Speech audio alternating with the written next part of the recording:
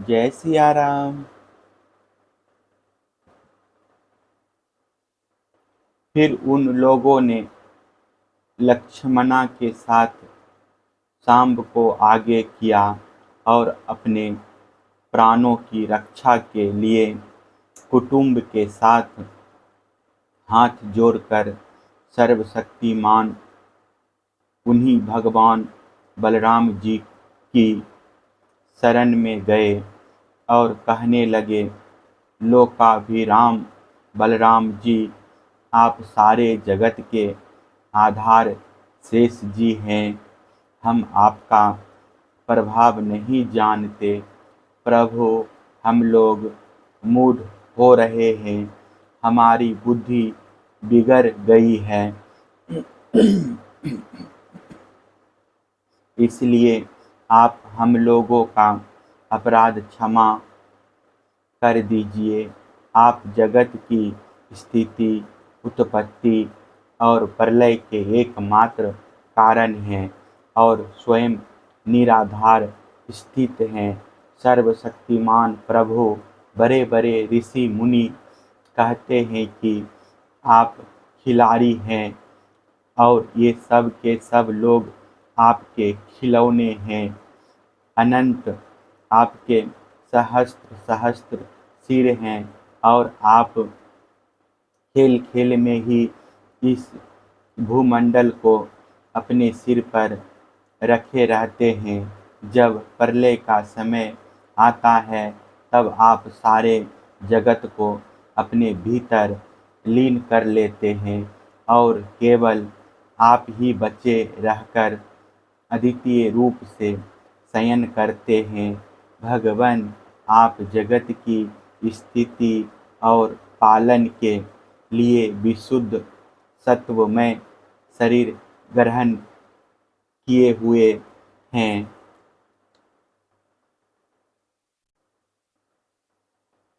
आपका यह क्रोध, द्वेष या मत्सर के कारण नहीं है, यह तो समस्त प्राणियों को शिक्षा देने के लिए है।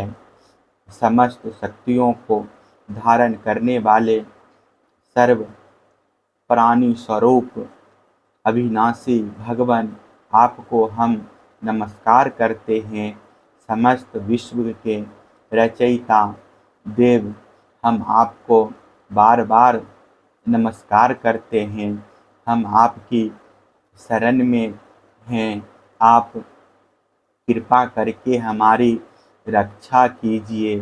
श्री सुखदेव जी कहते हैं, परीक्षित, कौरवों का नगर डगमगा रहा था और वे अत्यंत घबराहट में पड़े हुए थे। जब सबके सब कुरुवंशी इस प्रकार भगवान बलराम जी की शरण में आए और उनकी स्तुति प्रार्थना की, तब वे प्रसन्न हो गए और डरो मत ऐसा कहकर उन्हें भय दान दिया। परीक्षित, दुर्योधन अपनी पुत्री लक्ष्मणा से बड़ा प्रेम करता था।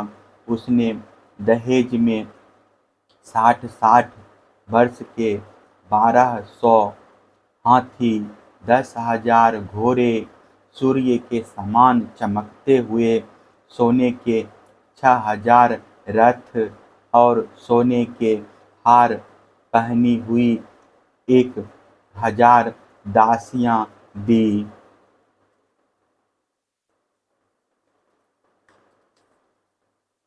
यदुवंश शिरोमणि भगवान बलराम जी ने यह सब दहेज स्वीकार किया और नव दंपति लक्ष्मणा तथा सांब के साथ कौरवों का अभिनंदन स्वीकार करके द्वारका की यात्रा की।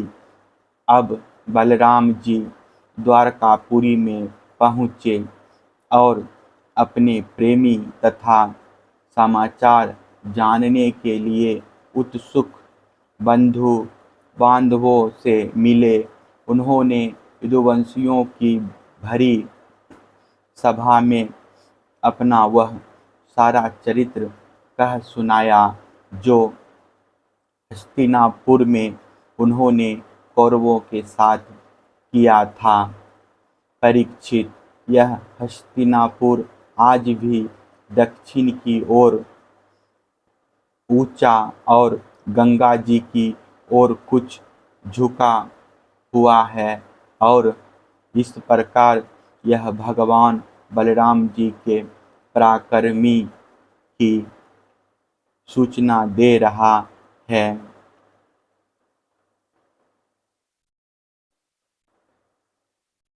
देवऋषि नारद जी का भगवान की ग्रहचर्या देखना।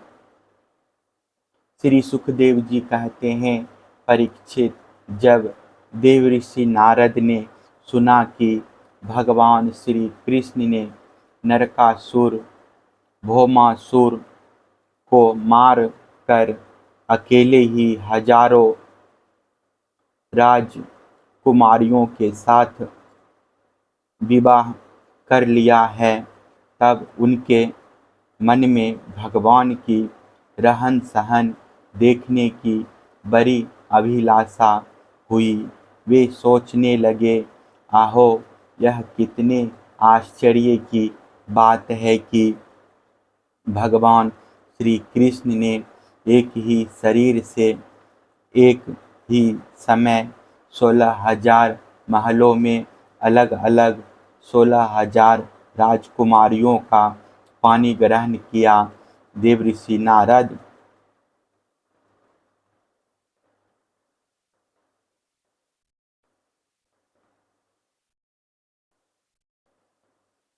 इस उत्सुकता से प्रेरित होकर भगवान की लीला देखने के लिए द्वारका आ पहुँचे।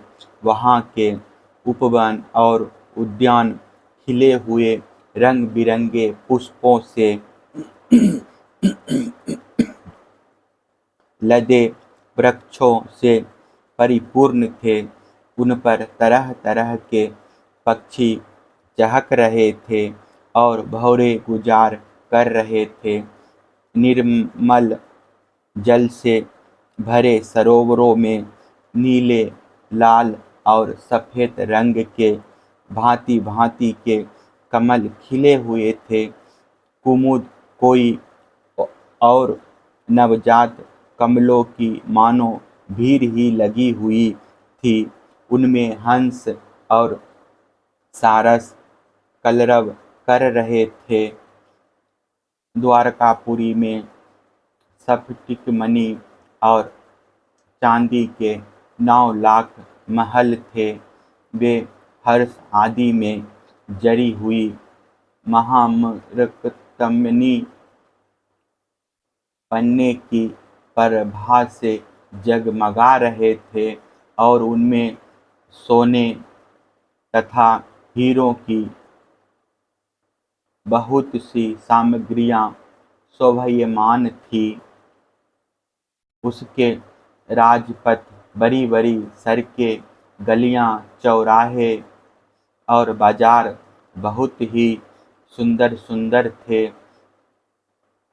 घुड़साल आदि पशुओं के रहने के स्थान, सभा भवन और देव मंदिरों के कारण उसका सौंदर्य और भी चमक उठा था।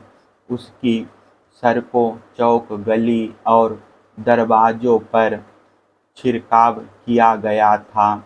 छोटी छोटी झाड़ियाँ और बड़े बड़े झंडे जगह जगह फहरा रहे थे, जिनके कारण रास्तों पर धूप नहीं आ पाती थी। उसी द्वारका नगरी में भगवान श्री कृष्ण का बहुत ही सुंदर अंतःपुर था। बड़े बड़े लोकपाल उसकी पूजा प्रशंसा किया करते थे। उसका निर्माण करने में विश्वकर्मा ने अपना सारा कला कौशल, सारी कारीगरी लगा दी थी उस अंतःपुर रनिवास में। भगवान की रानियों के 16,000 से अधिक महल शोभायमान थे। उनमें से एक बड़े भवन में देवऋषि नारद जी ने प्रवेश किया। उस महल में मुगों के खंभे, वैदुर्य के उत्तम उत्तम छज्जे तथा इंद्र नीलामिनी की दीवारें जगमगा रही थी और वहाँ की गच्चे भी ऐसी इंद्र नीलामियों से बनी हुई थी जिनकी चमक किसी प्रकार कम नहीं होती। विश्वकर्मा ने बहुत से ऐसे चंदोबे बना रखे थे जिनमें मोती की लड़ियों की झालरें लटक रही थी। हाथी दांत के बने हुए आसन और पलंग थे जिनमें श्रेष्ठ श्रेष्ठ मणि जड़ी हुई थी।